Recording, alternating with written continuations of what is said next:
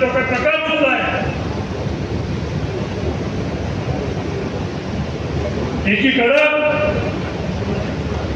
मोठ्या प्रमाणावर निधी आल्याचं सांगितलं जातं, परंतु त्याच्या कामाचा दर्जा कुठेही टाकला जात नाही. दुसरीकडे प्रचंड मोठ्या प्रमाणात जाहिरातबाजी केल्या जाते. खरं तर जर परिस्थिती आपण चाळीसगाव तालुक्यामध्ये पाहिली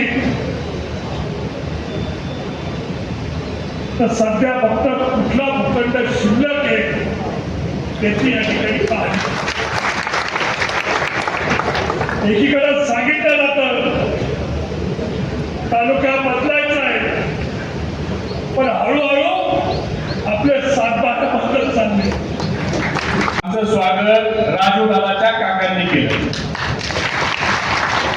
त्यामुळे राजकारणात राजूदादा काकांची साथ ही खूप महत्वाची आहे. ज्या पुतळ्याच्या मागे काका आहेत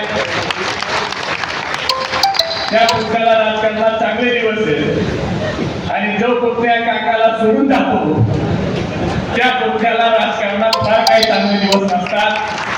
त्यांना गुलामीचं जॅकेट घालून आवर्जून सांगितलं मीडियासाठी शूट की अनेक ठिकाणी जेव्हा रॅली जात असते तेव्हा नमस्कार केल्यानंतर नमस्कार केला जातो, पण आज 40 गावात प्रकर्षानं जाणवलं आज जुलमाचा राम राम नव्हता, ही सर्वसामान्य नागरिकांमध्ये उत्स्फूर्तता होती. आणि ही जी उत्स्फूर्तता होती त्याला जयंत पाटील साहेबांनी मला तातडीने सांगितलं, ही जी उत्स्फूर्तता आहे ही राजूदादांच्या कामाची पावती आहे. आणि प्रत्येक चेहऱ्यावर माता भगिनीच्या युवकाच्या 18 पगड जातीचे लोक हात हलवत होते, नमस्कार करत होते, 12 बलुतेदार दिसत होते, बाजारपेठेतून जात होतो. हे जात असताना प्रत्येकाच्या चेहऱ्यावर एक गोष्ट दिसत होती की जसं महाराष्ट्राच्या जनतेने ठरवलंय त्याच पद्धतीनं 40 गाव मध्ये सुद्धा ठरले की महाविकास आघाडीचाच आमदार करायचा, महायुतीला हद्दपार करायचा. एवढे वर्ष आमदार आहे, कधीही सौजन्य संकल्पना असं केलंच नाही. तुमचे आमदार सौजन्य आणि संकल्पना लिहितात, हे अनफेअर आहे.